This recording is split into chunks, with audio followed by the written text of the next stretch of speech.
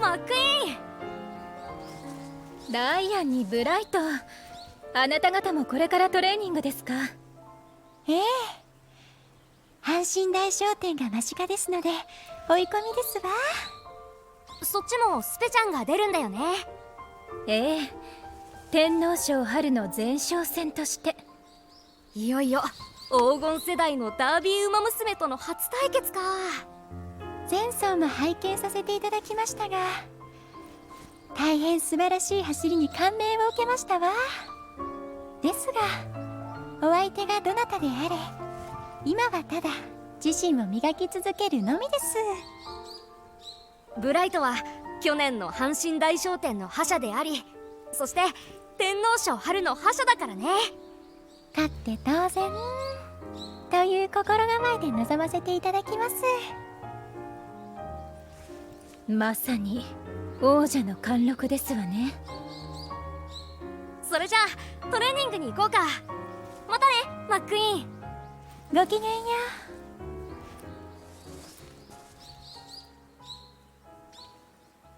トレーナーさんにスペシャルウィークさん、相手に一切の抜かりはないようですわ。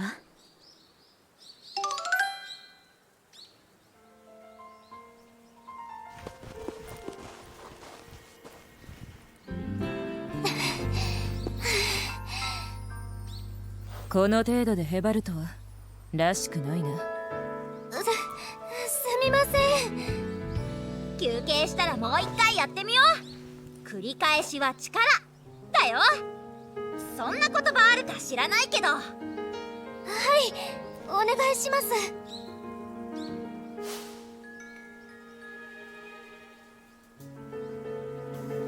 トレーナーさん、失礼します。月刊トゥインクルから取材の申し出がありまして、何でもチームシリウスの特集を組みたいと。おいおいおい、月刊トゥインクル分かってんじゃねえかい。特集してもらえるなんてすごいね。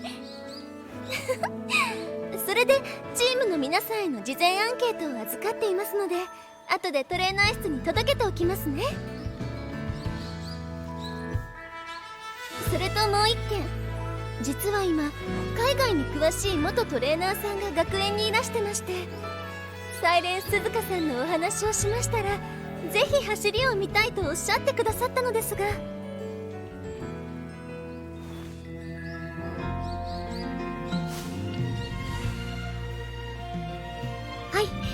い、よろしくお願いします。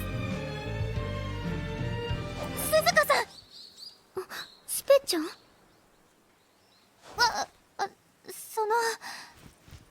なんでもないです。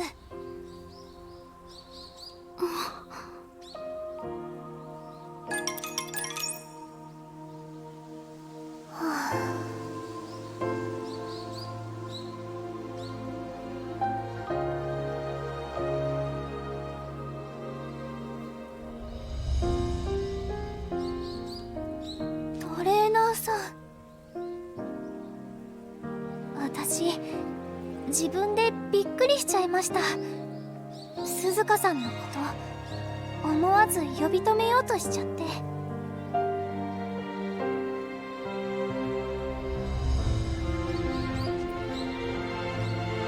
今でもはっきりと覚えているんです。鈴鹿さんの走る姿を初めて見た時のこと。北海道から出てきて本当にやっていけるかなって不安の中で見た鈴鹿さんの走り、まるで吸い込まれるみたいに目が離せませんでした。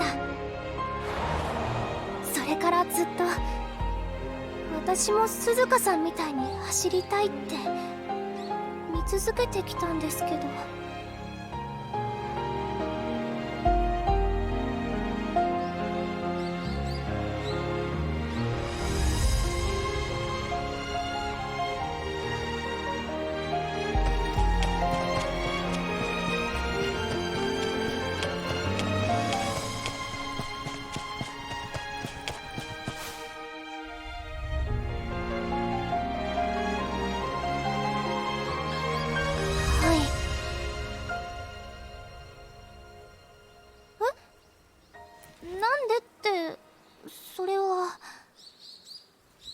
めてかっこよくて。はい、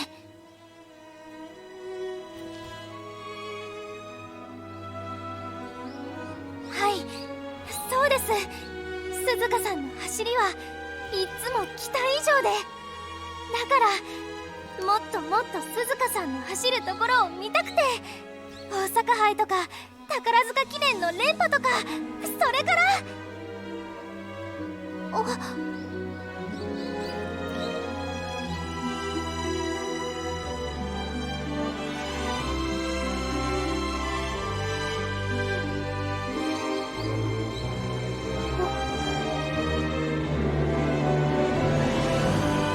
です。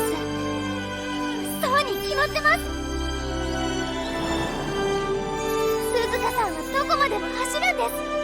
私たちの期待なんて簡単に飛び越えちゃうくらい。それが私の憧れた鈴鹿さんの走りだから。鈴鹿さんを止めるなんて、そんなことしちゃダメだ。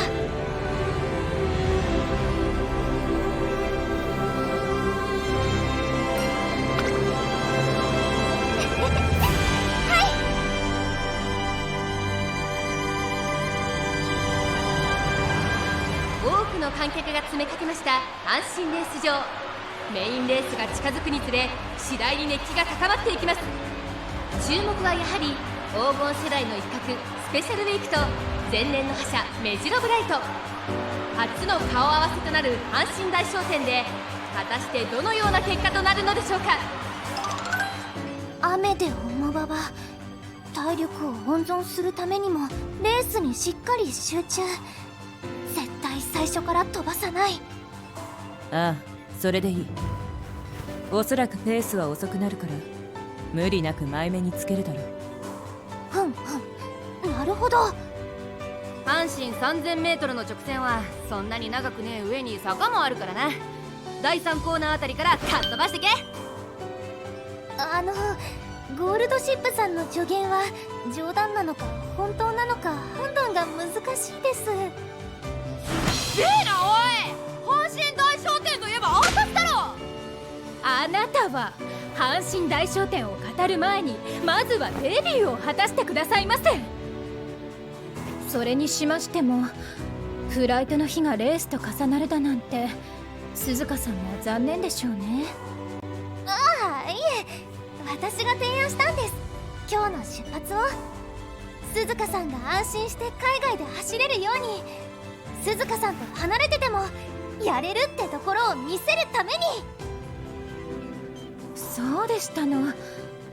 それは何としても勝利しないとですわね。